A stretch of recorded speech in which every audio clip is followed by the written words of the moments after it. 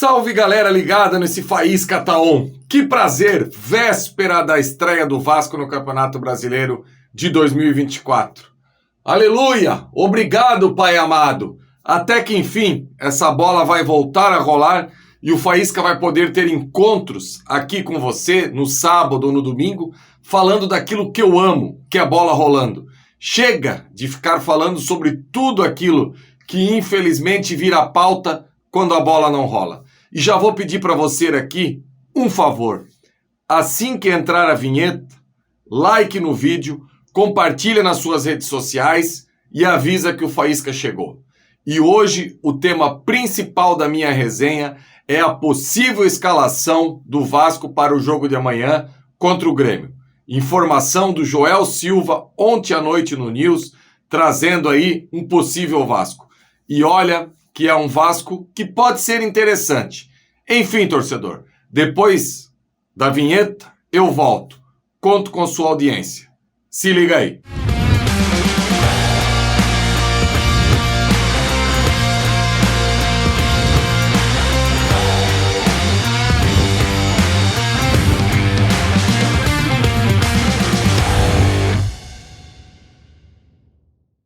Então, torcedor vascaíno, a partir de amanhã, a bola volta a rolar para o Vasco. Depois da eliminação no Campeonato Carioca frente ao Nova Iguaçu, o Vasco entra em campo contra o Grêmio, na sua estreia.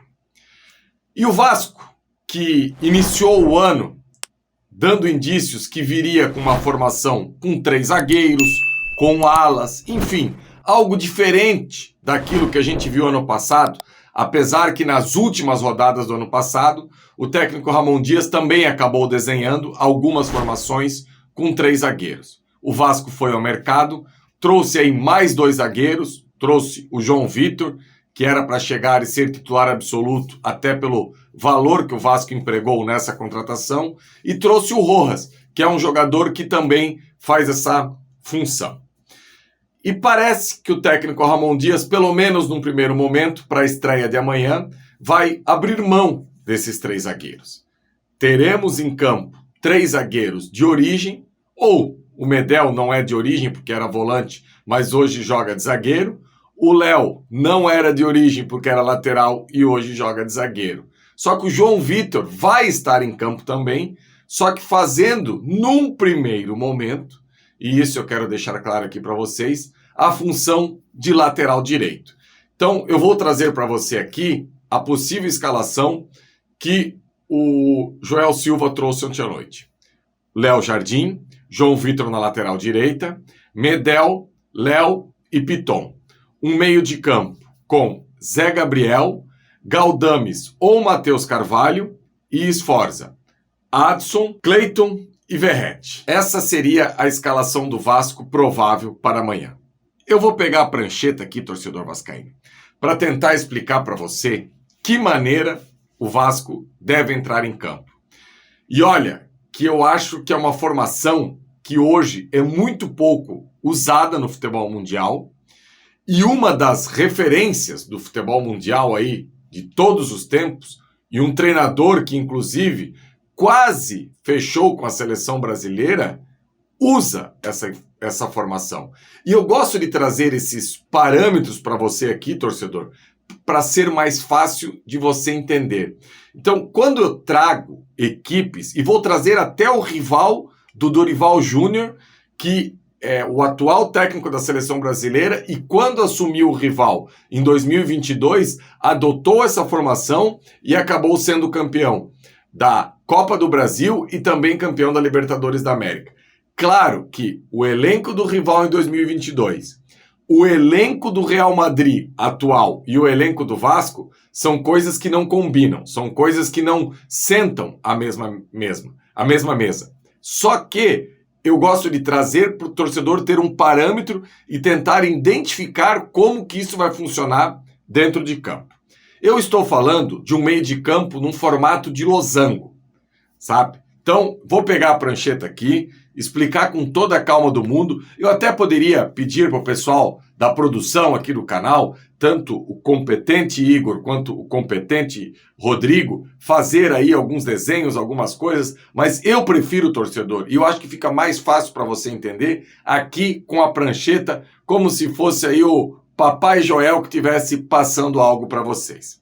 Então, torcedor, quando a gente fala do 4-4-2 num formato de losango, é basicamente isso aqui. Então, na equipe do Vasco, o João Vitor na lateral direita, Medel, Léo e Piton. O que eu imagino dessa escalação do Vasco para o próximo domingo? Esse losango no meio de campo com o Zé Gabriel aqui na frente da zaga, o Sforza pelo lado esquerdo, o Galdames pelo lado direito, e aqui na ponta do losango, um Adson centralizado, como se fosse realmente um camisa 10 para trabalhar nessa zona do campo aqui, que seria uma delícia e seria ideal se o Payet não estivesse machucado e o Payet pudesse sim ocupar essa parte do campo. E lá na frente, os dois jogadores aqui, o Verratti e também o Cleiton. Torcedor, para tentar colocar na cabeça de você o time do rival de 2022 e o atual time do Real Madrid. Eu peguei esses exemplos, mais uma vez vou falar, porque é fácil do torcedor entender, porque o torcedor que está me vendo aí do outro lado conhece esses jogadores e esses times, então fica mais fácil de você falar. Eu poderia utilizar como exemplo, assim que o Coutinho chega no Aston Villa, o Gerrard também monta um meio de campo de losango para colocar o Coutinho aqui na ponta desse losango. Inclusive, o Douglas Luiz era a outra ponta do losango aqui. Só que eu vou pegar dois times mais atuais para o torcedor entender. Quando o Dorival chega no rival, ele coloca o Thiago Maia aqui, ele coloca o Everton Ribeiro de um lado, o João Gomes do outro. Aqui na ponta desse losango, o Arrascaeta, que é um jogador que adora explorar esse meio de campo aqui. E lá na frente era o Gabigol com mais mobilidade e o Pedro centralizado. Trazendo para a equipe do Vasco, se assemelha mais com esse ataque, porque eu acredito que teremos um Verratti mais centralizado e um Cleiton buscando mais movimentação. Pelo menos no jogo contra o Nova Iguaçu, acabou ficando claro que o Cleiton gosta mais dessa questão de sair da área e tem mais velocidade e mobilidade que o Verratti. Agora eu vou mexer com um time grande, que também adota esse losango no meio de campo. Se a gente vê, por exemplo, o Real Madrid, que jogou contra o City durante essa semana e empatou em 3-3, como é que funciona o losango do Real Madrid? Deixando claro que daí é outra característica de atacante. Não é igual a do rival e não é igual a do Vasco, com dois centroavantes mais de área. O Real Madrid é Rodrigo e Vinícius Júnior com uma mobilidade absurda. Só que esse quarteto do meio de campo do Real Madrid, que jogou na quarta-feira, Toni Kroos numa ponta, Valverde aqui, Camavinga aqui e Bellingham aqui, que ataca esse espaço aqui a todo momento e até hoje não mais tanto. Mas assim que chegou no Real Madrid, o Bellingham toda hora estava dentro da área e teve uma fase, inclusive, bem artilheira, quando ele chega lá e o Ancelotti começa a montar essa equipe aqui. Lembrando que no início do trabalho do Ancelotti, em até alguns momentos, quem faz essa ponta aqui, o Toni Kroos chegou até a ir para o banco. Era o Tchouaméni que fazia isso aqui, sabe? O Modric acabou indo para o banco no Real Madrid. Então, só para tirar como parâmetro esse 4-4-2 em losango, eu trouxe para você, torcedor, o rival e trouxe também o Real Madrid, tá? Aí, eu vou trazer para você assim, qual é o ponto forte desse sistema? O ponto forte é que se a gente parar para pensar, a zona central do campo aqui, ela sempre está muito bem preenchida. Inclusive, na hora de você ter a recomposição, o Sforza desce, Galdames ou Matheus Carvalho, que essa é uma dúvida que o Joel trouxe ontem à noite de quem deve jogar.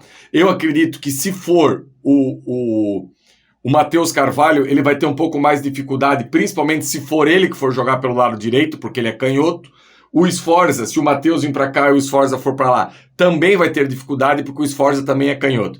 Então eu acredito que esse jogador do lado de cá deve ser o Galdames por uma questão física, por ele ser um jogador destro. Então descem aqui na frente da área. Só que 3 jogadores aqui é pouco, porque a gente precisa defender um 4-4-2.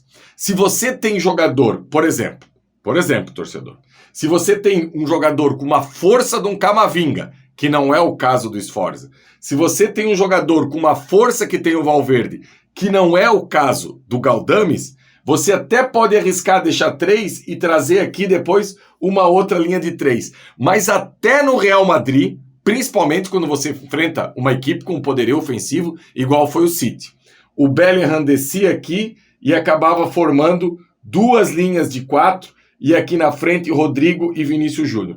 Que no caso do Vasco, né, eu acredito que o Watson vá descer, vá formar essa linha de 4 aqui, na minha cabeça.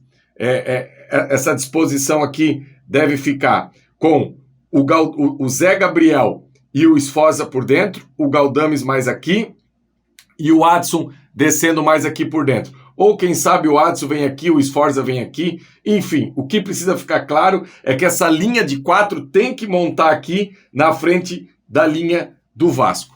Agora, o que tem, se a gente parar e trouxer aqui novamente para a formação inicial do Losango, o que tem aqui de desvantagem?